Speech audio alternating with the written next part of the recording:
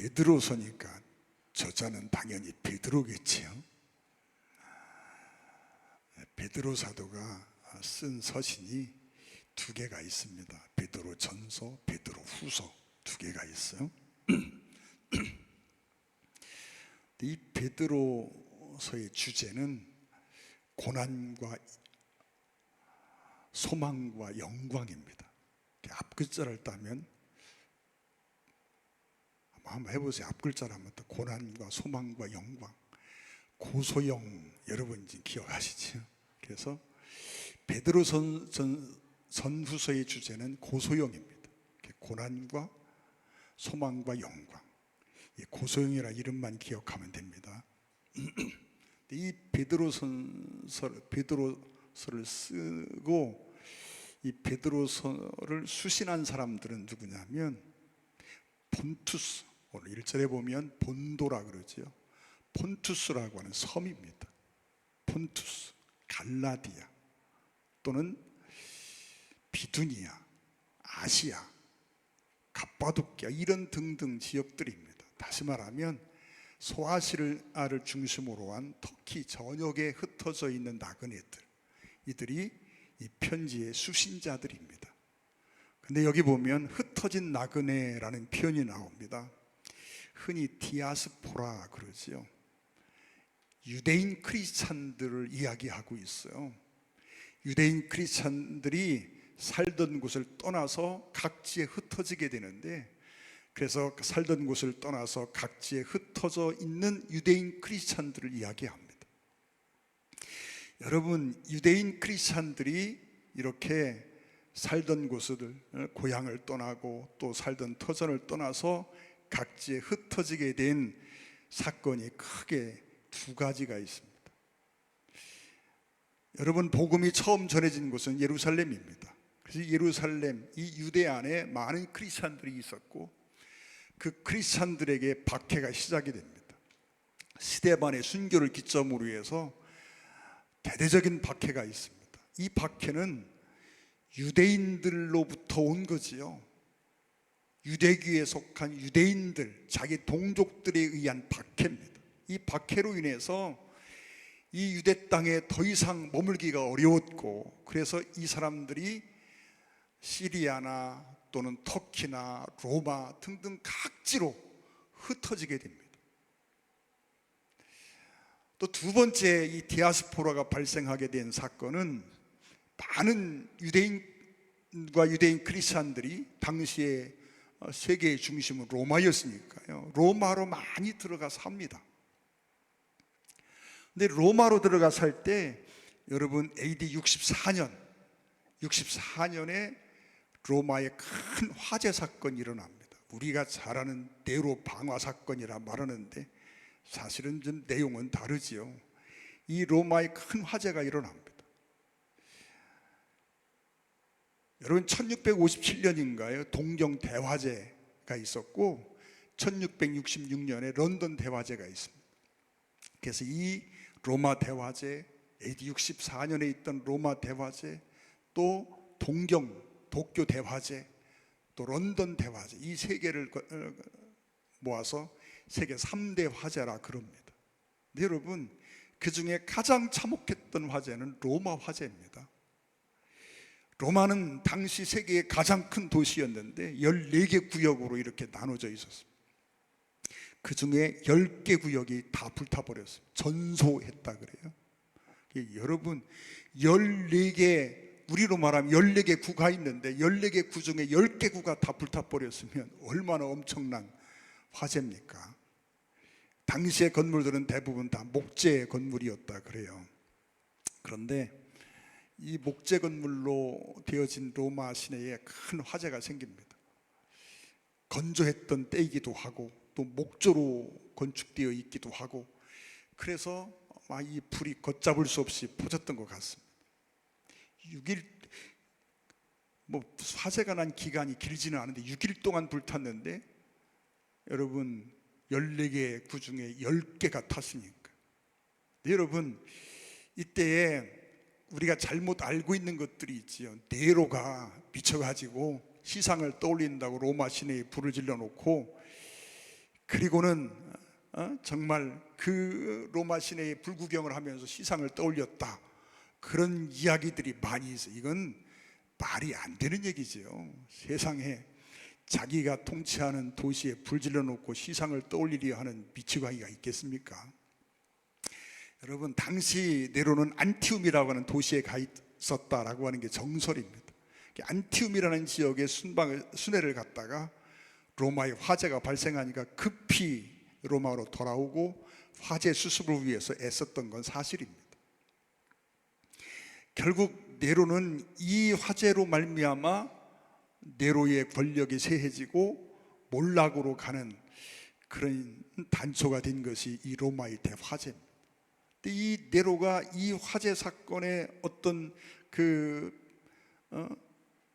영향으로 인해서 자기의 지위가 위협을 받게 되니까 이것을 좀 어떻게든 이 위협의 비난, 이런 것들을 돌려보려고 당시 로마에 있던 크리스찬들에게, 특별히 유대인 크리스찬들에게 이 화재의 어떤 누명을 씌우게 되고, 그래서 이로 인하여 많은 크리스찬들이 잡혀 죽습니다. 여러분, 경기장에서 굶주린 짐승의 밥이 되기도 하고 또 참수형을 당하기도 하고 수많은 그런 고난 가운데 죽습니다. 여러분, 히브리서 11장 36절 이하에 보면 이때의 고난을 이렇게 표현하고 있어요. 또 어떤 이들은 조롱과 채찍질 뿐 아니라 결박과 옥에 갇히는 시련도 받았으며 돌로 치는 것과 톱으로 켜는 것과, 산 사람을 톱으로 켜 죽이는 게 이게 얼마나 고통스러울까요? 톱으로 켜는 것과 시험과 칼로 죽임을 당하고 양과 염소의 가죽을 입고 유리하며 궁핍과 환난과 학대를 받았으니 그들이 광야와 산과 동굴과 토굴에 유리하였느니라. 여러분, 이때 이렇게 정말 엄청난 고난이 임하게 되고 박해가 임하게 되고, 이 박해의 실상을 히브리서에서 이렇게 표현하고 있는 거죠. 톱으로 켜죽임을 당하고 짐승의 밥이 되기도 하고 때로는 화형을 당하기도 하고 참수형을 당하기도 하고, 그래서 토굴 속으로 숨어 들어가고 정말 사방팔방 다 흩어지게 됩니다. 여러분, 로마에 갔다가 카타콤이라는 곳을 우리가 가보았는데요. 여러분, 카타콤은 지하 묘지입니다. 카타콤의 그 길이가 아마 서울서 부산 길이보다도 길 거다라고 말합니다. 카타콤은요, 크리스찬들이 숨기 위해서 판 동굴이 아니고 지하 묘입니다. 묘. 그래서 여러분, 카타콤에 가면 한 3m 안쪽에 동굴이 꽤 높습니다. 우리 키보다 높습니다.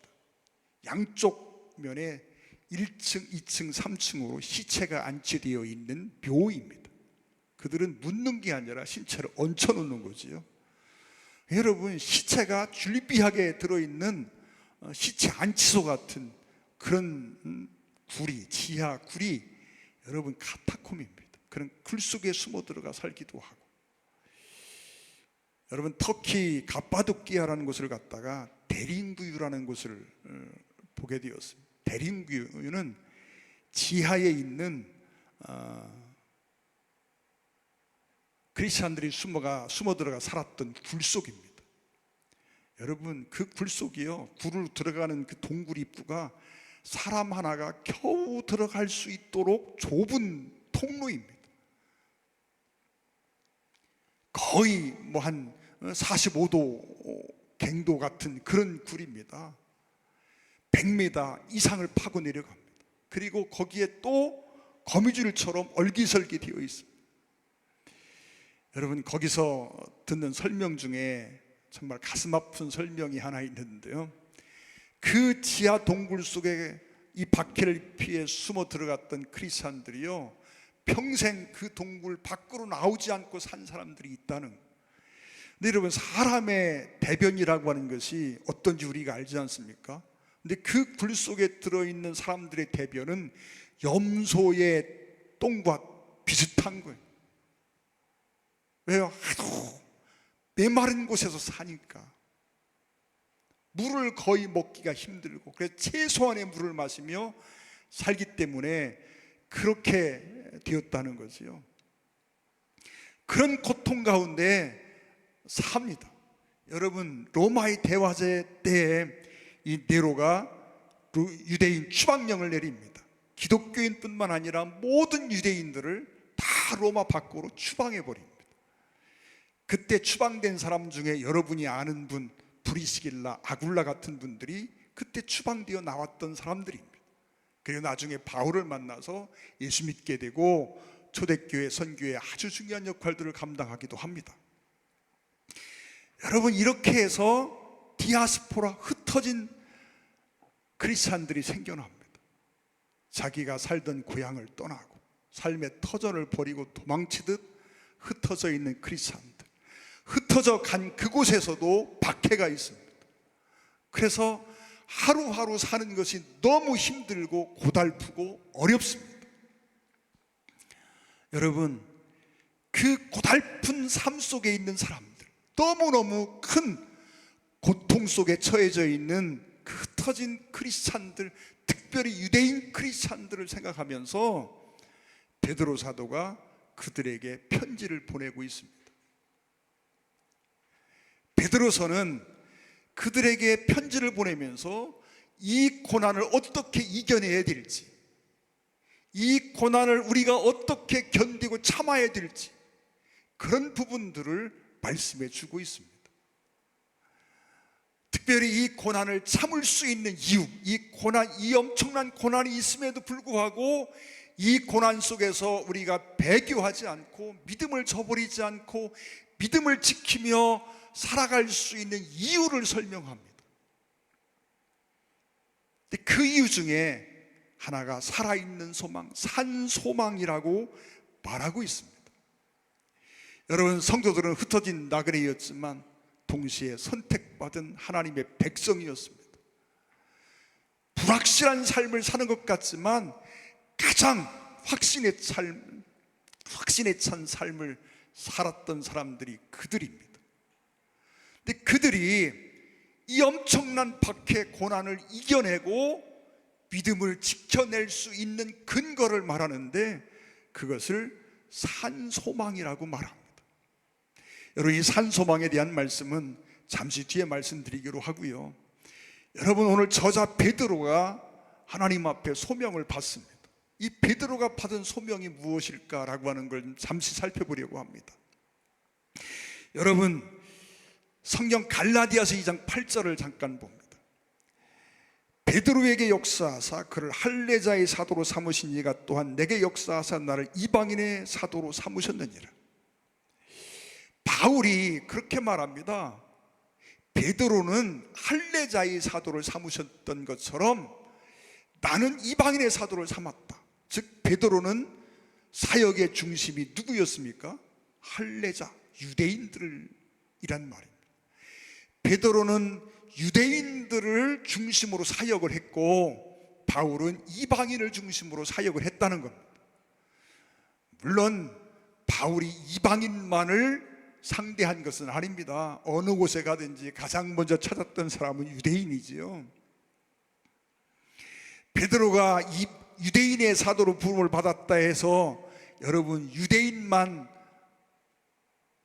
관계했던 것이 아니라 이방인을 위해서도 여러분 베드로는 충분히 사역을 했던 걸 우리가 알 수 있습니다.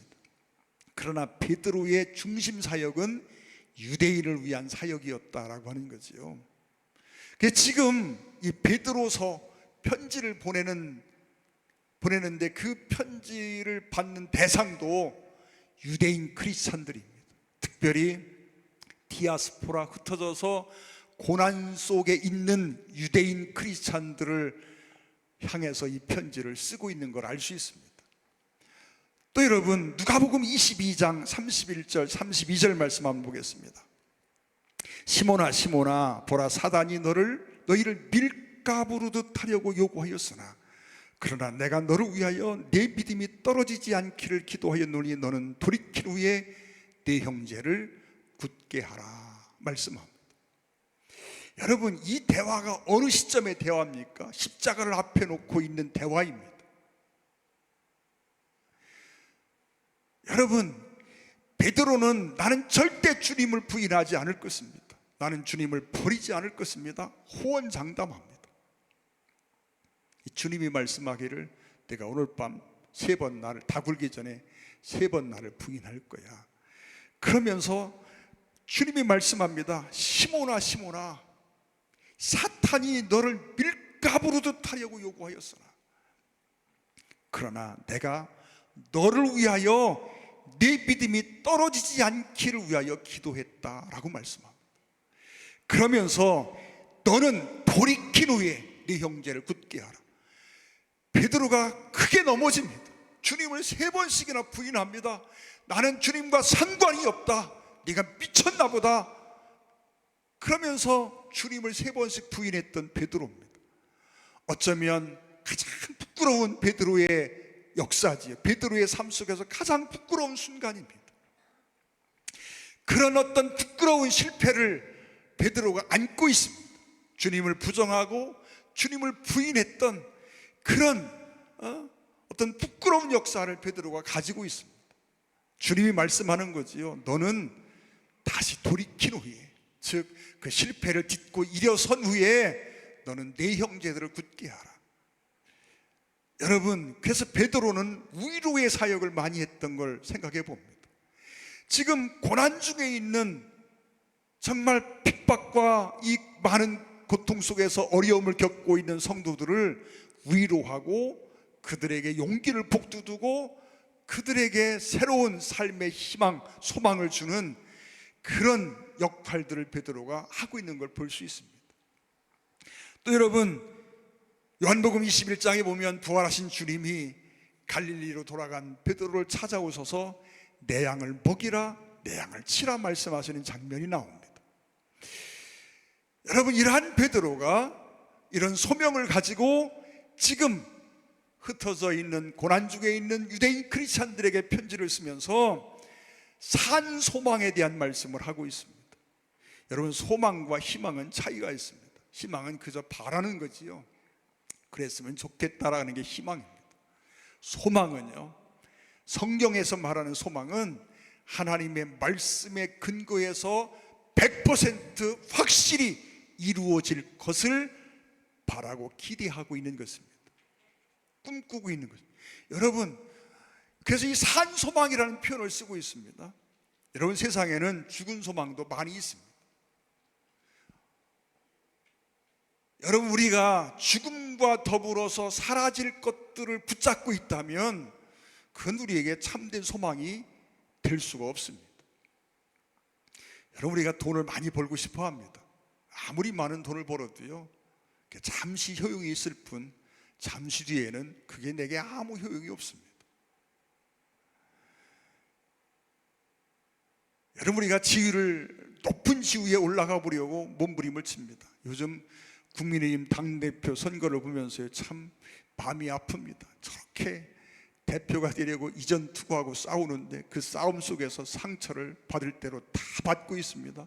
부끄러운 치부가 다 드러나고 있습니다.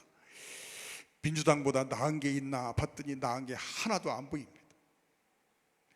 아니, 여러분, 무슨 영광을 바라고 그게 되려고 하는지 도대체 이해가 가지 않는 거지요. 근데 여러분, 당대표가 되고 국회의원이 되고 대통령이 되었어도요, 그게 오래 가는 게 아닙니다. 잠시 뒤에는 그 모든 영광이 다 사그러집니다. 그건 살아있는 소망이 아닙니다. 여러분, 지금 베드로 사도가 고난 중에 있는 성도들이 이 고난을 이기고 승리하는 그 길을 말씀하시면서 산 소망을 말하고 있는 것입니다. 여러분, 십자가는 목적지가 아니라 출발점입니다. 여러분, 우리의 목적지는 산 소망, 하나님의 나라입니다. 우리가 가지고 있는 소망이 무엇입니까? 그건 하나님의 나라입니다. 이 세상은 영원한 것이 아닙니다. 이 세상에서 우리가 아무리 부귀영화를 누리고 살아도 잠시 뒤에는 다 지나가고 맙니다. 건강도 지나갑니다. 여러분, 요즘에 가끔 몸이 고장나는 부분들이 있습니다. 그러면서 왜 그럴까 생각해 보니까 오랜 세월을 썼잖아요. 여러분, 아무리 건강한 사람도요, 세월이 가면 건강도 지나갑니다. 아름다움도 지나갑니다. 부귀도 지나갑니다. 다 지나갑니다. 우리가 바라고 꿈꾸는 것이 여러분 이 세상에 속한 것이라면 그건 불행한 일입니다. 여러분, 우리는 영원한 소망을 가지고 있습니다. 그 소망은 우리에게 이루어진 소망이고 또한 이루어질 소망입니다. 영원한 하나님의 나라라고 하는 걸 우리는 잘 압니다. 비록 지금 우리가 이렇게 힘이 들고 어려운 삶을 살고 있을지라도, 그들이 극심한 고통 가운데 처해 있을지라도 그 속에 있는 소망으로 인하여 그 고난과 고통을 견뎌낼 수 있게 한다라고 말하고 있습니다. 여러분, 그런데 이 소망의 근거가 무엇입니까? 2절 말씀 보겠습니다. 하나님 아버지의 미리 하심을 따라 성령이 거룩하게 하심으로 순종함과 예수 그리스도의 피 뿌리심을 얻기 위하여 택하심을 받은 자들에게 편지하노니 은혜와 평강이 너희에게 더욱 많을지어다. 여러분, 이 소망의 근거는 하나님이 나를 택해 주셨다는 겁니다. 여러분, 왜 나를 선택하셨는지는 모르겠습니다. 그런데 분명한 것은 하나님이 나를 아시고 하나님이 나를 선택해 주셨다. 우리는 하나님의 선택을 받은 자들입니다. 또한 여러분, 베드로전서 1장 3절 한번 읽어보겠습니다. 우리 주 예수 그리스도의 아버지 하나님을 찬송하리로다. 그의 많으신 긍휼대로 그리스도를 죽은 자 가운데서 부활하게 하심으로 말미암아 우리에게 거듭나게 하사 산 소망이 있게 하시며. 여러분, 우리의 산 소망의 두 번째 근거는 하나님의 사랑과 긍휼입니다. 하나님이 나를 사랑하시고 나를 긍휼히 여겨주셨다는 겁니다. 여러분, 제가 신앙생활 초기에 들었던 가장 황당한 말이 무엇인지 아십니까? 그건 하나님이 당신을 사랑하십니다 라고 하는 말이었습니다. 하나님이 나를 사랑하신답니다. 여러분, 저는 하나님이 저를 사랑하는 걸 믿습니다. 수의 의심이 없습니다. 하나님이 여러분을 사랑하는 걸 믿습니다. 그런데 여러분, 지금도 이해가 안 갑니다. 하나님이 나를 사랑하신다는 게 이해가 안 갑니다. 아니, 하나님이 나를 사랑하신다니? 아니, 도대체 왜? 여러분, 하나님이 나를 사랑하시는 건 알겠는데, 하나님이 나를 사랑하시는 거에 대한 이해, 믿음은 가는데 이해가 안 되는 거예요. 도대체 하나님이 나를 왜 사랑하시지?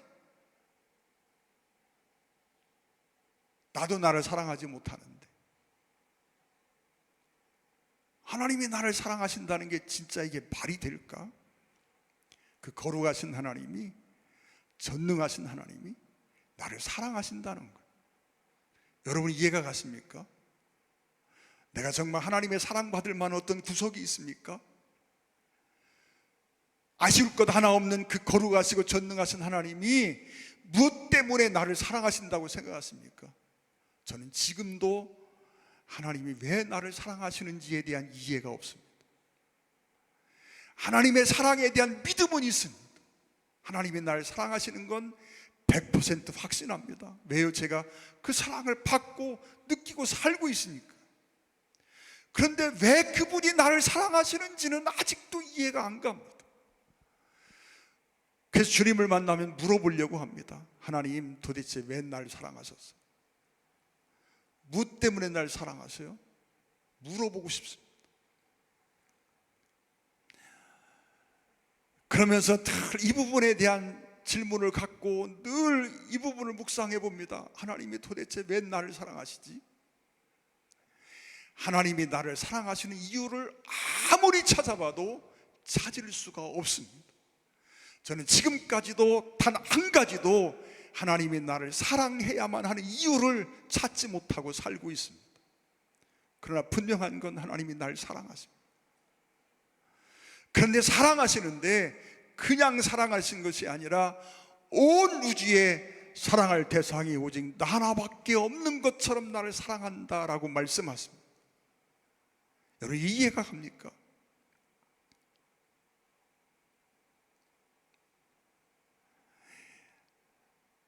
여러분, 그 주님이, 그 하나님이 우리를 사랑하셔서, 나를 사랑하셔서 독생자 예수님이 이 땅에 오시고 십자가를 지셨습니다. 아니, 내가 누군데, 내가 무엇인데 나를 사랑하시고 나를 위해서 하나님이 독생자를 보내시고 그 아들 예수님이 그 모진 십자가를 질 수 있을까요? 여러분, 그게 이해가 갑니까? 믿음을 이야기하는 게 아닙니다. 여러분, 우리는 주님이 나를 위해서 십자가를 지신 걸 믿습니다. 그 부분에 대해서 추후에 의심이 없습니다. 주님이 나를 위해서 베푸신 그 은혜와 사랑이 무엇인지를 잘 알고 있습니다. 너무나 분명하고 확실하게 믿고 있습니다. 그러나 이해는 가지 않습니다. 아무리 이해해 보려고, 그래서 하나님이 나를 사랑하시는 이유를 찾아보려고 몸부림쳐 봐도 여러분, 아직까지 단 하나도 그 찾지 못하고 있습니다. 근데 여러분, 하나님이 나를 사랑하셨답니다. 오늘 하나님 앞에 기도하면서 하나님, 도대체 왜 날 사랑하세요? 라고 물어봤어요. 그때 어렴풋이 마음속에 그런 생각이 들었습니다. 사랑하려고 해서 사랑한 게 아니라 사랑해서 사랑하는 거라. 여러분, 하나님도 사랑하는 마음이 생겨서 사랑하는 거예요. 사랑하려고 작정하고 시작한 게 아니라는 거지요. 물론 어떻게 됐는지 저는 모르겠습니다. 주님 앞에 가볼 때 분명히 알게 되겠지요. 여러분, 우리에게는 영원한 살아있는 소망이 있습니다. 그 산 소망은 하나님의 나라입니다. 영원한 천국입니다. 우리가 비록 이 땅에서 그 고난을 당할지라도 그 고난의 끝이 죽음으로 끝나는 것이 아니라 우리에게 새로운 삶이 있고 그 영원한 삶이 하나님의 나라에서 시작됨을 우리는 분명히 믿습니다. 그 살아있는 소망으로 오늘 우리는 여기를 살고 있습니다. 여러분, 세상의 부귀영화에 목매지 않는 이유가 있다면 우리에게 이 살아있는 소망이 있기 때문입니다. 그런데 이 산 소망의 근거는 하나님이 나를 선택해 주심입니다. 왜 선택했느냐고 물어보신다면 저는 아직도 모르겠습니다. 왜 날 선택하셨는지. 나보다 잘난 사람, 똑똑한 사람, 더 마음이 착한 사람, 세상에 너무나 많이 있는데 왜 그 많은 사람 중에 나를 선택해 주셨는지 나는 아직도 모르겠습니다. 그러나 하나님이 나를 선택해 주신 건 내가 믿습니다. 하나님이 나를 사랑하신 걸 내가 믿습니다. 하나님이 나를 위해서 베푸신 그 많은 일들을 내가 믿습니다. 지금도 그 사랑을 느끼고 있고 그 사랑 안에 살고 있습니다. 그러나 그 사랑이 이해가 가지는 않는 사랑입니다. 그런데 그 사랑으로 인해서 우리가 하나님의 선택을 받았고 하나님의 자녀가 되었고 십자가의 은혜를 통해서 우리에게 영원한 소망이 주어졌습니다. 여러분, 이 사실을 믿으십니까? 하나님 우리를 긍휼히 여기셨다고 말합니다. 긍휼이란 마땅히 저주할 대상을 저주하지 않으시고 오히려 불쌍히 여겨주시고 그에게 은혜를 베푸시는 것을 긍휼이라고 말합니다. 여러분은 하나님이 나를 긍휼히 여기시고 하나님이 나를 사랑하신다는 사실이 이상하게 여겨지지 않습니까? 저는 이것이 내 삶의 가장 놀라운 신비입니다. 이해되지 않는 신비입니다. 그러나 100% 믿어지는 신비입니다. 주님은 여러분을 사랑하고 계십니다. 주님은 여러분을 긍휼히 여기고 계십니다. 하고 많은 사람 중에 여러분을 선택해 주셨습니다. 잘나서 선택해 준 것이 아닌 걸 우리가 잘 알고 있습니다. 뭔가 특별하고 똑똑한 구석이 있어서 쓸만해서 나를 선택해 주신 것이 아니라고 하는 걸 너무 잘 알고 있습니다. 하나님이 날 선택해 주셨습니다. 그래서 우리는 오늘 하나님의 자녀로 살고 있습니다. 여러분, 수많은 성도들이 흩어진 나그네였지만 선택받은 사람이었고, 불확실한 삶을 사는 것 같았지만 가장 확신에 찬 삶을 살 수 있었던 것이 무엇입니까? 바로 이 믿음 때문입니다. 여러분, 핍박과 미움을 초대교회 성도들은요, 오히려 참 삶의 어떤 표지처럼 생각하고, 오히려 핍박을 당하고 고난을 당할 때 하나님 앞에 감사하기도 하였습니다. 베드로와 요한이 옥에 갇히고 실컷 매를 맞고 나왔습니다. 그때 베드로와 요한이 하나님 앞에 감사합니다. 얼마 전만 해도 우리가 잠시의 핍박과 고난이 두려워서 주님을 배반하고 도망치던 사람들이었는데, 이제는 내가 주님을 위해서 배도 맞을 수 있는 사람이 되었다니, 그 생각하니까 너무너무 감격스럽고, 그래서 하나님 앞에 배 맞고 나와서 감사하고 하나님 앞에 영광을 돌리는 모습을 봅니다.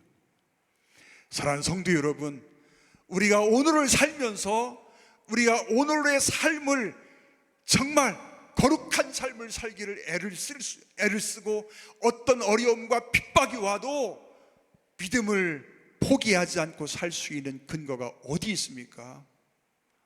여러분, 그 믿음을 한번 확인하는 시간이 되기를 주의 이름으로 축원을 드립니다. 기도하겠습니다.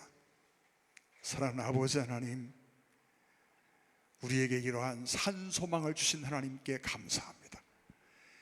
초대교회 그 성도들이 그 극심한 박해 속에서도 사람이 필설로 형용할 수 없는 그 고난 속에서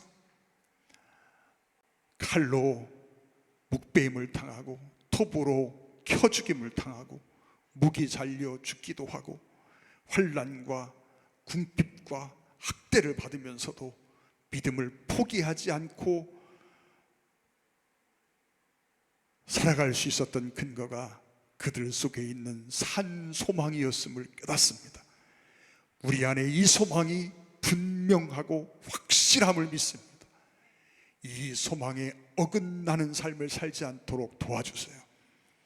이 세상의 유한함을 깨닫게 도와주시고, 우리가 항상 믿음을 굳건히 하고 살 수 있게 하여 주시옵소서. 예수님의 이름으로 간절히 기도 올리옵나이다. 아멘. 찬양 드리시겠습니다. 492장